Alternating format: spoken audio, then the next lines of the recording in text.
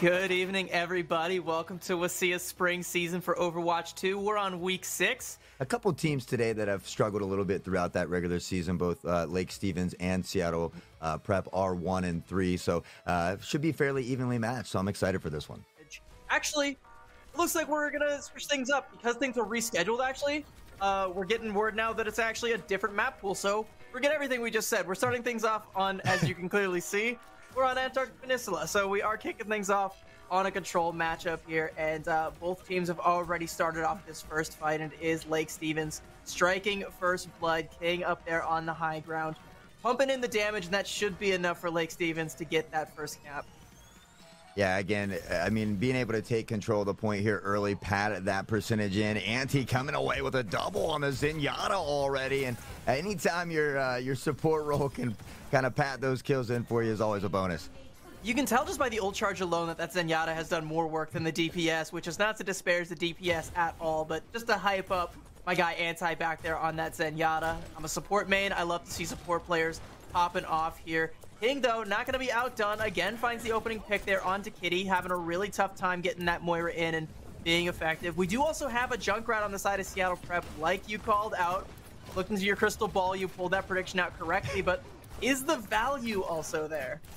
Yeah, you know, and I'm actually kind of surprised that we see a Widow here as well, but near zero, you know, applying the damage from a distance at the moment. King has the ult on deck, Ante right behind them as well. So as they start to come to fruition here, again, 50% already as well. Echo's going to be dropped, which I do like Echo on this map, but unfortunately just not able to kind of apply the damage they need to at the moment. Especially against the Cassidy, that low ceiling is going to make that Echo a nice and easy target for King to just constantly plink away with and hit the big shots. Got a little bit too aggressive there, tried to go in on low HP and got punished for it. Great transcendence, though, from Anti to keep everyone else alive and weather that storm that was the Gravitic Flux. But meanwhile, that Echo is wreaking havoc in the back line. 2 of them have fallen, and Seattle Prep are starting to get their foots in the door right now. Yeah, now being able to take over that control point, but I mean, again, 75% is quite a bit for Lake Stevens, so really they just need to take a deep breath, kind of reset collectively here as a team and push together. You can see Seattle Prep kind of getting into that chokehold point, kind of push that position a little bit and keep them off the point, but I don't know, I feel like Lake Stevens is really not having much trouble out here. They have 3 ults on deck as well, so they should be able to push back into this point.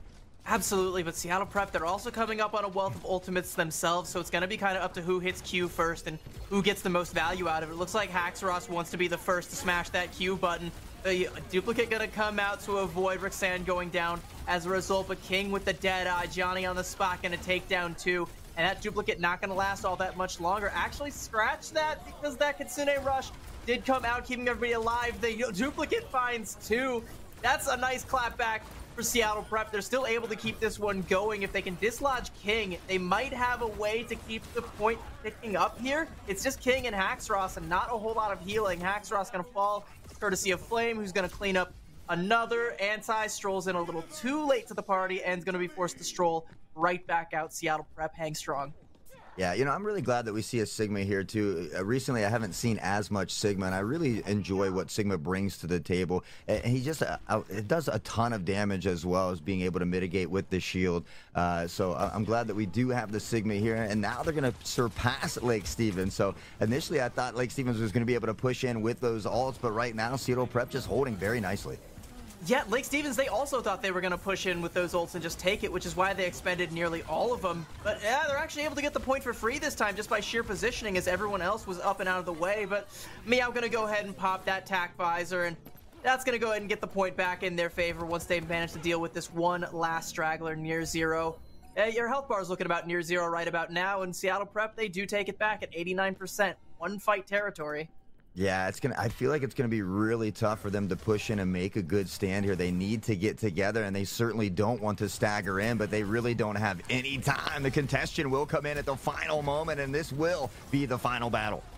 Yeah, King goes down early, doesn't even make it to the final battle, so it doesn't really feel like all that much of a battle, but more of the sound of a balloon just letting out all its air as it flies across the room, hitting everybody in the face, much like these orbs from Flame, and that Gravitic Flux going to clean up Haxoros. Everybody from Seattle Prep sitting pretty on the point, untouched. They take sub-level on Antarctic Peninsula. Yeah, Lake Stevens did a phenomenal job initially, too. I mean, they put up 75, 76% off rip. They were doing a good job of controlling the point, but it seemed like once Seattle Prep popped that ult, won that engagement, Lake Stevens just really couldn't find a way back onto the point. Yeah, and again, it kind of goes back to, that fight that you were looking at where you were like, Lake Stevens, they have all the ults in the book. They can, just win this fight, but then they don't. It's like if you're investing that much into a fight and you don't get the W, then you are in trouble from there on out. And you can kind of tell as the way the match progressed how, just Lake Stevens didn't have any ults. Seattle Prep, they did. So they were able to keep things staggered out. They had gravitic fluxes on deck. They had coalescences, everything their little hearts could possibly desire. If they keep that ult economy up, they can continue to weather the storm that has been King thus far. Yeah, and King was really doing a good job against that Echo in the first half, but really Echo turned that around a couple of times. You saw that big duplicate as well, and so sticking with that, Echo's worked very well. Meow's going to find the first one on the ante, and with a healer down, Lake Stevens could find themselves in a bit of trouble. That's a great pick off there from Near Zero, taking down that pesky Echo, but I like the way Seattle Prep is playing right now. They're rolling deep. They've identified a player being out in the open, tried to chase it and get that pick off and do, but it's just the shots from Near Zero that put 3 down and turn things in favor of Lake Stevens. They're able to get the point. Yeah, I kind of like seeing Near Zero on this Hanzo as opposed to that Widow here. Definitely seems to be doing better as well with the damage, the cheeky peeks over the top, just kind of peppering in, being a nuisance here.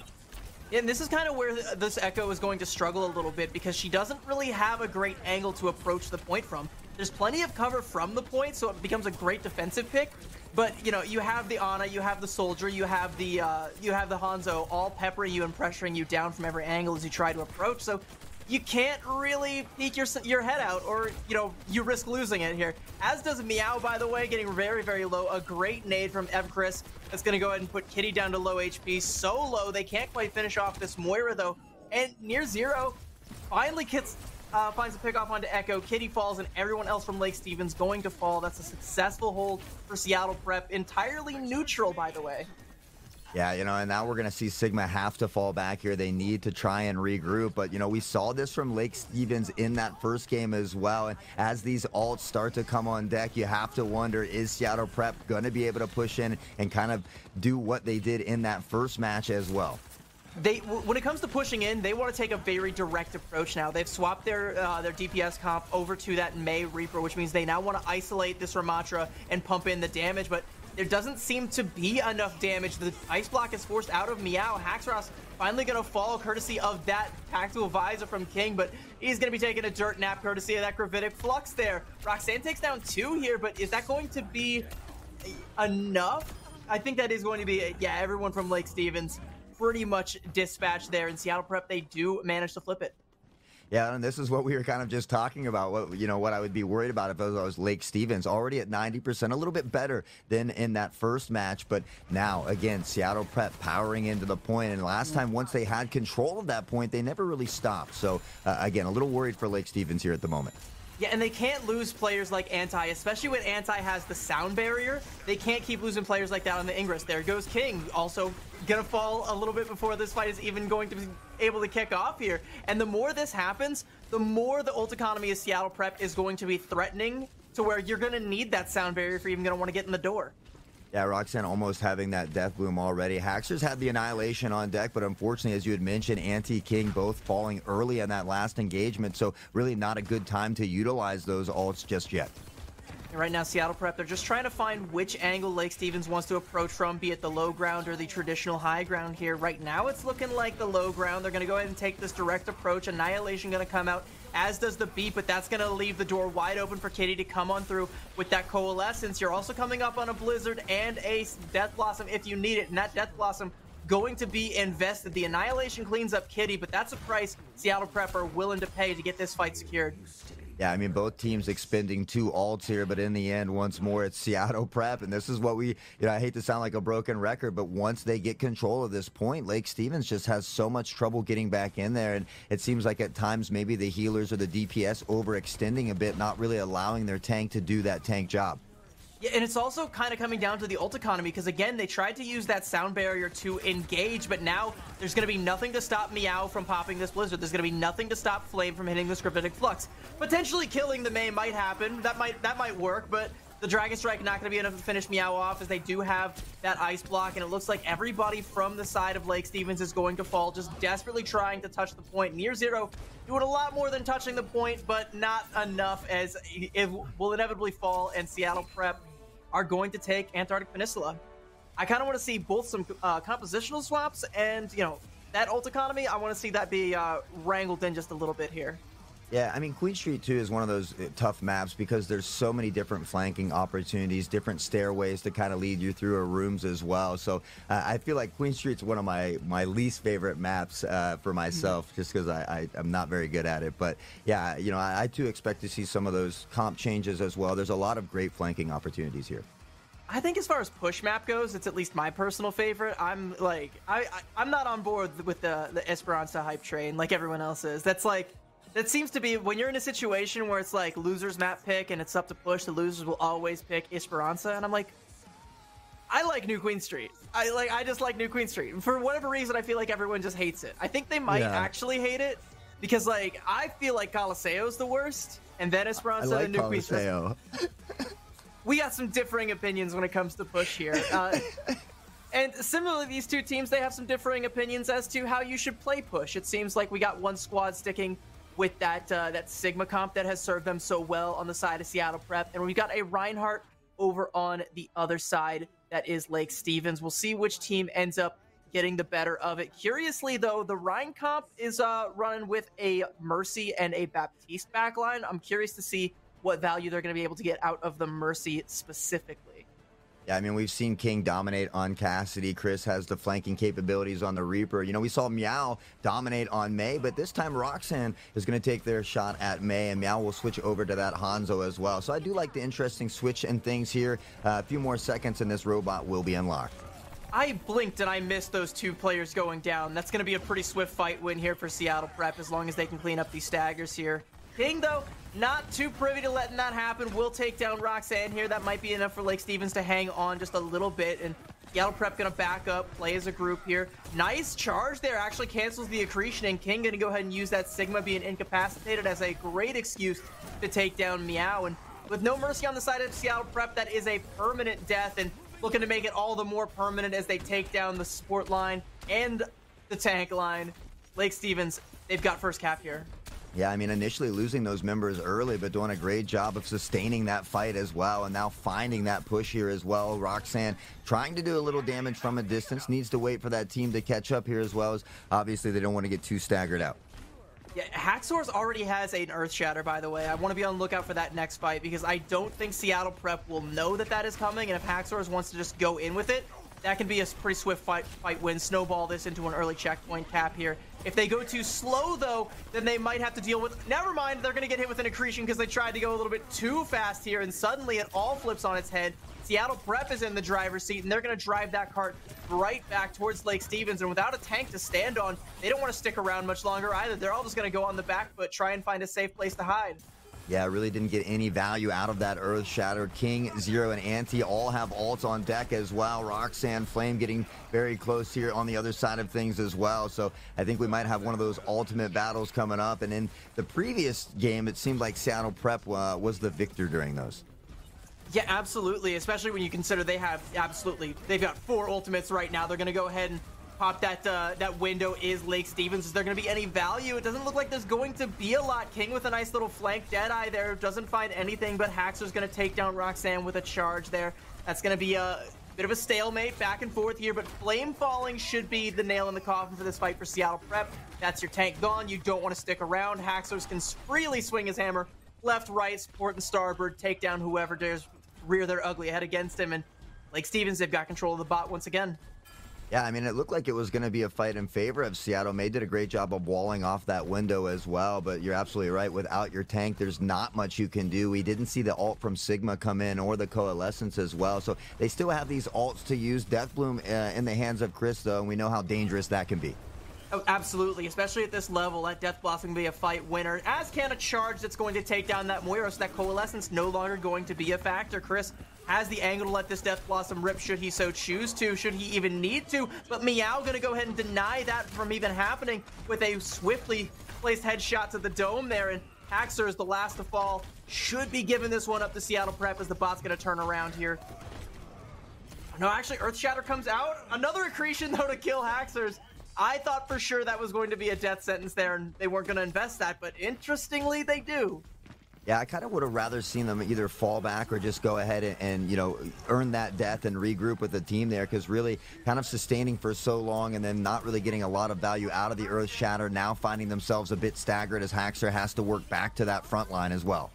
I mean, it's going to be a little bit easier to work back to that front line when King's taken out the entire enemy front, middle, and back lines. They have no lines left. The only line they're taking is the one that leads right back to their spawn, because they want to regroup. They don't want to take this fight right now, and Chris knows it, wants to keep the pressure up, try and get a pick off onto Roxanne, is going to find it. Here comes the cavalry to try and avenge their fallen comrade, but too little too late. Chris can just sneak out the back door, and no one can touch him here, and now still down a man. Seattle Prep has to stand and deliver and not let Lake Stevens get this cap here. Another phenomenal accretion from Flame, but Chris was there to strike, ended up finding that pick off there. Very ambitious Death Blossom, I'll say. Don't know if you really had the HP to make that one work, but the pressure and the threat of that Death Blossom is enough to, if nothing else, get Lake Stevens this checkpoint. Yeah, unfortunately, losing both DPS there will be hard to most likely hold here. We'll see if Seattle Prep can find their way back into this one. They've really seemed to, you know, after kind of dominating in that previous map, kind of having a lot of trouble finding any leeway with this push bot. That's a great wall there. They're going to go and invest the Kitsune Rush. They've been holding on to these ultimates for a very, very long time. It's time to finally let some of them rip to close this fight out here. But they can't quite deal with Haxors, and they're going to lose Kitty trying. Again, Kitty has died with that Coalescence. That's happened several times, and it's becoming kind of a problem for Seattle Prep, where they have the ult advantage, but they keep dying with the ult, so they don't get a chance to even begin to utilize it. Yeah, you know, sometimes I think players often hold on to those ults waiting for that perfect moment, but honestly, I'm more of a fan of, you know, you don't want to hold on to it too long because you have so many more opportunities to get that ult back. So I really would like to see Kitty use that Coalescence in this next engagement.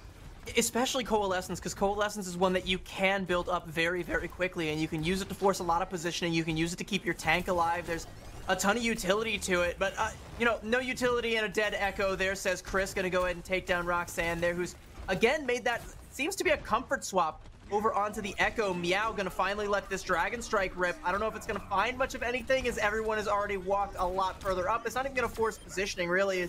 Everyone's just gonna go ahead and turn around, deal with this pesky Archer, and keep the bot going in favor of Lake Stevens. We're getting into pretty dangerous territory here for Seattle Prep. Yeah, and Roxanne's actually going to switch to the Tourbillon, as well as Meow hopping off and heading over to that Junkrat. But you got to wonder, is it a little too late? King has been absolutely deadly with that 6-shooter.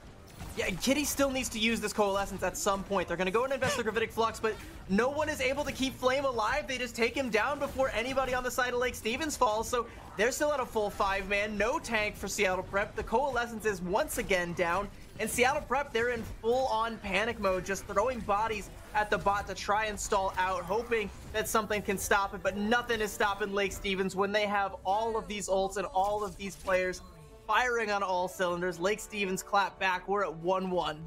Yeah, you know, I don't know if Kitty was saving that ult for the playoffs if they were making it, but again, just holding on to that for just entirely too long, unfortunately, and King well deserving of the play of the game as well. He has certainly been putting in a ton of work out here. Yeah, and I've said it time and time again, the ult advantage doesn't mean anything if you aren't given a chance to use it. And, you know, fair play to Kitty. It's entirely possible that at no point did Kitty just feel comfortable throwing that Coalescence in, because things were already looking a little too shaky. And well, you know, and that's what I wonder about with King's Row Kona being that hybrid map, you know, similar to like a push bot where you're pushing that cart. It seemed like Lake Stevens did better with those longer sight lines as opposed to those control maps. So does it favor Lake Stevens a little bit here? Maybe, yeah. It honestly might, because especially with King on that Cassidy, who has been a threat from start to finish. Literally, even though Lake Stevens go down 0-2 at Antarctic Peninsula, the whole time King was clicking heads on that Cassidy, and that's something that you love to see. And if we get to that Streets phase where we have those long sight lines, that's definitely a possibility. That's something that we could continue to see. This is another decent map for a Cassidy. So, you know, I keep my eyes on King. If that's your prediction, then he's the guy to watch. Absolutely. We're going to get a little taste of Bastion here as well. Maybe, nope, going to swap over to that Widow. Certainly a great map for Widow here as well. I do like Flame on the Ramatra here. I mean, I would have liked the Sigma as well because I've seen some phenomenal stuff out of Flame on this Sigma. Been, in my opinion, at least the star of the show over here on Seattle Prep with some of those big accretions here. But, you know, maybe that Ramatra is just as rock solid, and maybe it'll be a great pick here on King's Row, especially going up against a Reinhardt where you can just pop that Nemesis form and punch right through the shield. That might be enough pressure to put onto Haxers to make Lake Stevens sweat a little bit here. Yeah, and I know a lot of times they like to put the Vortex onto the cart itself as well when teams are trying to make that push. But we will see Chris back on that Widow up top, trying to rain down as they've done so far. Good Maywall will come in here as well to stall things out a bit as we get this one kicked away. Yeah, and that Maywall is going to prove to be a wall that all of Haxer's insides have been splattered up against, courtesy of Flame and the gang. Yeah, that's just textbook rush play. You use the Mei to isolate the enemy tank, and everybody just goes in on them, and there was nobody that could have saved Haxers there. Yeah, I absolutely love when Mays are good at doing that. They allow one or even two to come through that checkpoint, really separating that team off and just giving yourself a big player advantage and just begin to chip away and find those kills against that opposing team. Yeah, so eyes are going to now shift off of King over and onto Meow to see if Meow can keep up that tempo and keep finding these walls that isolate people. Haxer swaps off of the Reinhardt over onto the Orisa, hoping for something just a little bit more tanky here, but King going to go ahead and strike first blood, takes down Roxanne. Kitty going to go ahead and try and back off here, toss a heal or keep everybody alive. You can't risk losing Flame right now, especially so close to that Annihilation, as that can be a fight winner on its own right there. Chris has the angle, though. They can't play too far up. Seattle Prep, they know it. They can't poke out too far. Or do they know it, actually? Because Flame doing a little bit of limit testing there with that angle. I think they finally figured out that that's not safe and going to go ahead and pull back just a little bit. But the dead eye from King, you didn't pull back far enough. Yeah, King able to secure that one. Near Zero had a really nice res onto King kind of initially at the beginning of that fight as well. Haxers is going to fall, unfortunately, and really not finding any marks on this cart just yet. But now with the team falling here, it looks like they will start to get the cart moving. You talked about it before, long sight lines, and that's where King on this Cassidy is thriving. Once Seattle Prep are forced to back up to that archway or around the hotel and Lake Stevens have all the space to just let King click on some heads, so it shall be. Even a Deadeye coming through, getting all the kills there. King is looking phenomenal. They have to try and find a way to shut them down, either by denying space from Lake Stevens so King can't have any angles, or just winning the duels against him. But, you know, with Near Zero in the back pocket there, you're going to have to win the duel twice in order to effectively kill him once. Yeah, we have a few ults on both sides here as well. Kitty with that Coalescence as well, so we look to see them hopefully use that a little bit earlier this time and not hold on to it so long. And meanwhile, Flame able to find two. You talked about how good they were on the Sigma, certainly making that switch and putting it to use here.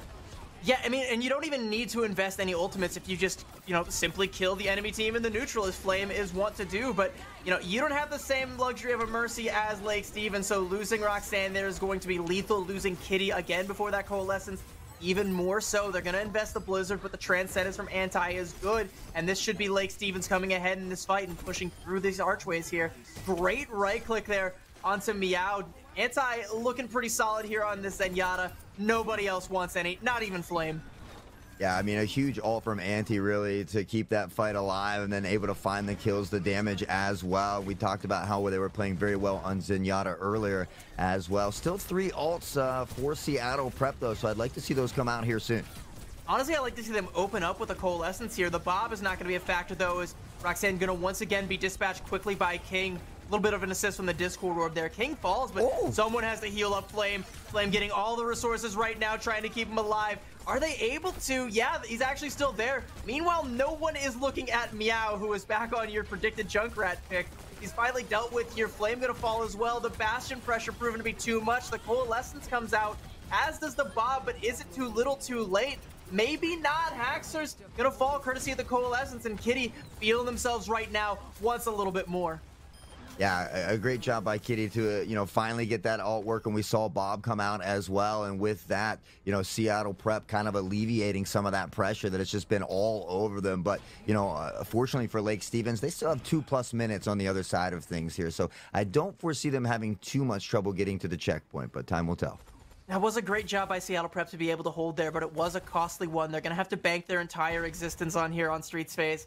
On the Kitsune Rush that Lilo Hang is coming up to here. Sorry, Lil Huang is coming up on here. And an artillery strike from Chris going to go ahead and be popped off here to kick things off for Lake Stevens. I don't think it finds much of anybody. Gets Meow's health bar at least a little bit low, but that's going to be topped up nicely by Kitty. Kitsune Rush should be coming out here shortly, but Near Zero wants to take the initiative and pop that Valkyrie, and with the damage boost, King can once again just click Meow's head out of existence, keep it as a trophy, and yeah, they're already one down. Seattle Prep, they're gonna have to go all out if they want to try and hold this. They lose Flame though, so this Kitsune Rush is not going to be a huge boon. They're gonna have to find a lot more than that. King gonna find Kitty, finds Roxanne as well.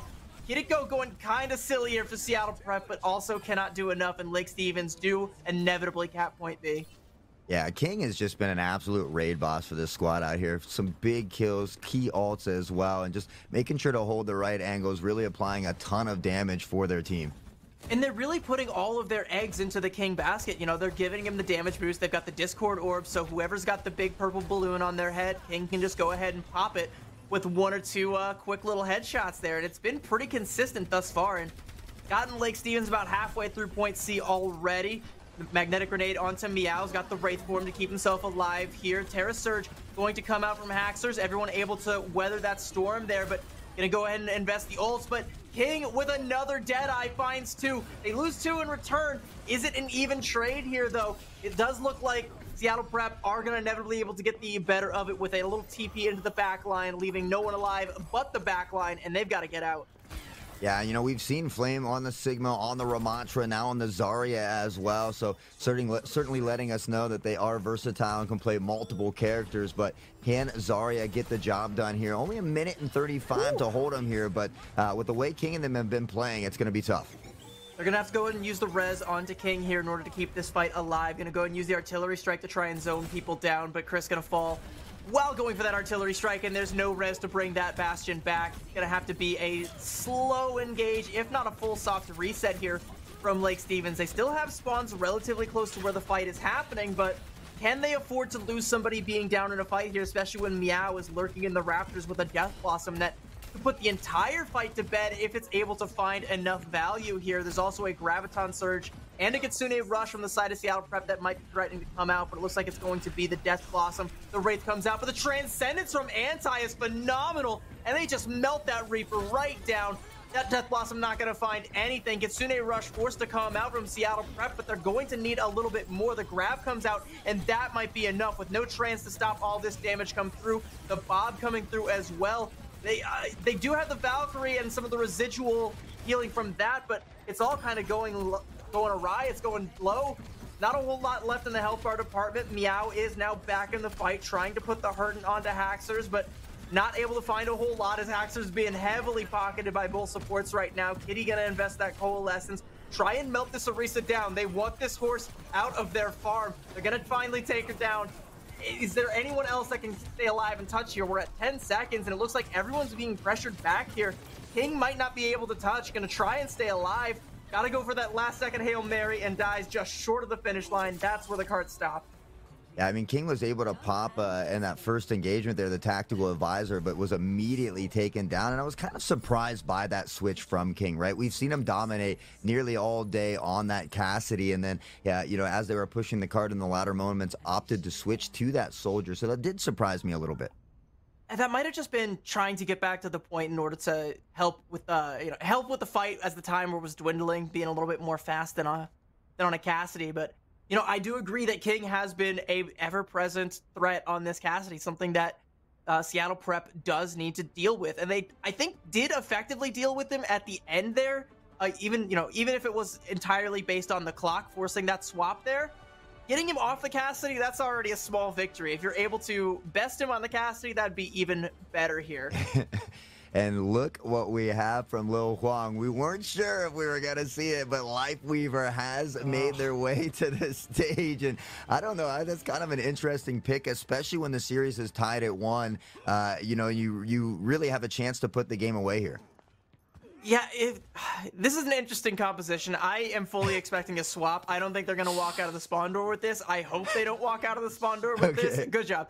Thank you very much for swapping back to Kiriko. I was going to say, if that's what they come out here with, Flame is going to have an awful time because, you know, the Moira would have to follow you in with Fade in order to effectively heal you. The Kiriko, or sorry, the Life Weaver would, you know, essentially be giving you cookie crumbs instead of healing. Like, that's not enough to keep you alive.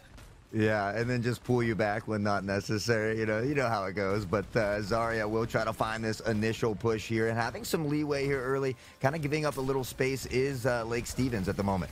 I do really like the Zarya pick, and you know what other pick I like? The one right there onto Chris, courtesy of Meow on the Widowmaker. I'm gonna go ahead and clap back with a kill onto Kitty, but Falls as well. Meow has been on fire here, and because that res came out, it's no longer available. The raid boss is down. This is time for Seattle Prep to make their move, as everyone's corralled here by this statue. Meow is just looking for a head to click. Yeah, I mean, they're doing a good job of kind of staying out of that light of sign as well. Sight of, I can almost speak here, but just avoiding her. You know, obviously you don't want to press too far forward. Kind of, you can see Haxers using that pillar to their advantage as well. But Chris will fall here. Hung will fall as well. And 2 healers down. No, just 1. So with that, now Kitty falls as well. So putting in some good work here. Yeah, they did not strike while the iron was hot, and King came back to the fight and made his presence known once again. They've dealt with him, but you know, they've lost too many on their own. Yeah, and Flame gonna go down there as well from a charged up Chris on the Symmetra here. I believe that was a nano boost assisted charge as well. A lot of damage coming through from that beam, and yeah, you know, this is gonna buy them time for King to come back yet again. Yeah, you know, I wasn't really sure about the Symmetra pick here from Chris as well, but it seems to be working out very well for them at the moment. So we can see Roxanne now pushing in here as well, just trying to apply damage, looking for that flank, but not quite there just yet. That's a great nade there coming out from Anti there, but King gonna go ahead and take down 2 with the Deadeye again. Deadeye's not supposed to be this lethal of an ultimate. You're not supposed to be consistently finding 2+ kills every single time, but somehow, some way, King is making it happen. Yeah, I mean, he's just so deadly on the Cassidy. That's why I was really surprised when he made that switch to Soldier in that previous fight. But only a minute 50 yet here, so they're really having trouble kind of getting past this checkpoint. Is there a swap that they could make or something they could do differently to kind of get some more space here? What I want to see them do right now is invest this Graviton Surge, potentially the Coalescence as well. The Coalescence actually right here would be phenomenal for Kitty, but gonna fall before given the chance to use it again. King has got Kitty's number and gonna go ahead and toss Roxanne's number in there as well. Yeah, I mean, honestly, I didn't expect Lake Stevens to be doing so well, especially after that initial control point map that we saw, but they really turned it on here and have looked pretty unstoppable. Orisa there, finding that spear as well. Haxers has done very well on Orisa, so I think this is a solid pick for him. They're going to finally invest the grab here. King going to go ahead and pop that Deadeye. That might make the approach a little bit treacherous, but the Coalescence going to go ahead and hose him right down. Getting a little bit too hot there. Got to hose him down. No more of you, King. 2 ults to deal with you. Worth it, though. They're getting all the positioning they need off of it, and this Reaper with the Hellfire shotguns going in, cleans up Haxers, cleans up Near Zero, going to teleport to the high ground, take down Anti, and Seattle Prep mercifully will cap point A. Yeah, you know, 40 seconds on the clock when they do get this point, so they'll get some more time, but I felt like Lake Stevens didn't have as much trouble pushing here as Seattle Prep is. Yeah, and they're going to have a lot more trouble with King taking down Roxanne there. That Reaper being out of the fight is going to put a lot of pressure back onto Flame, as that frontline battle not going to be quite as easy to get ahead of. Yeah, here's Kiriko in the back line again, just keeping all these members healed up nicely. Meow will find the Dome of King, who has been that raid boss. So with a raid boss down here, they should be able to find some push. But again, I don't know. Yeah, the sim wall does come out. I don't see a res coming out. They're using the Valkyrie. King might still just be out of the fight. They're going to go ahead and invest the Terra Surge, though, as well. Our Lake Stevens, but Haxer's going to fall here. It looks like there's just too much damage. Seattle Prep, they're back at full force, and Roxanne is just pumping in the damage. Yeah, I know we thought Echo was the comfort pick, but Roxanne has been absolutely phenomenal on this Reaper as well. So, again, just pumping in the damage, now pressing forward, kind of pushing the competition back. And with, you know, a few on that card, they're really having no trouble pushing toward the second checkpoint. Stagger kill there onto King, and the res going to be invested early here. An anti-nade from Anti, living up to that namesake, is going to be enough to pressure Roxanne away, so they can't actually punish that res. So that's actually a pretty big play from the backline of Lake Stevens, and now they're all going to be I was going to say they're all going to be up and ready to take this fight. Roxanne knew what I was thinking and decided, nah, we don't. Just gonna go ahead and pop the Death Blossom, send them all back to spawn. That's gonna be the cap for Seattle Prep, and that's a pretty healthy time bank to get to that last golden box there.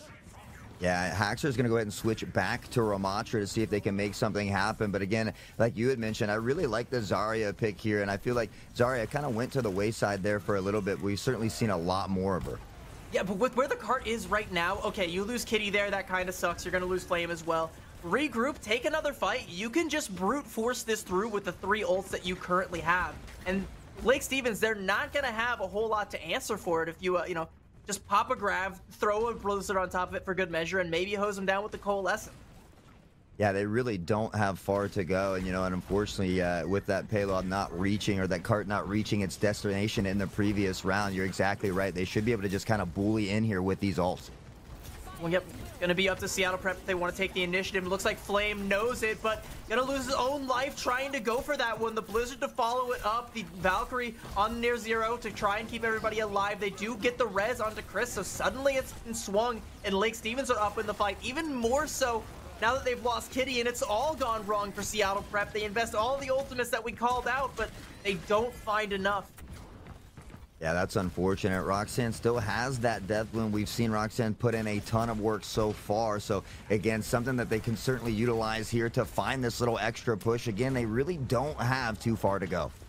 Kitty gonna fall again. That's a late stagger, but that's not enough to deter Roxanne, who goes in and cleans up the back line of Seattle Prep. Okay, we're kind of at an even trade right now with those kills. They're gonna go in and invest the Kitsune Rush, and Seattle Prep will march forward. They find Chris, they find King. It's now just Haxors with the Annihilation to try and stay alive, but they're all gone. There might be enough time for someone from Lake Stevens to come out from the spawn and touch, but it's gonna be really close. A wall there from Meow gonna try and deny Near Zero from getting their Flame. Gonna go ahead and punch Near Zero's lights out, and Seattle Prep just ever so close to it all.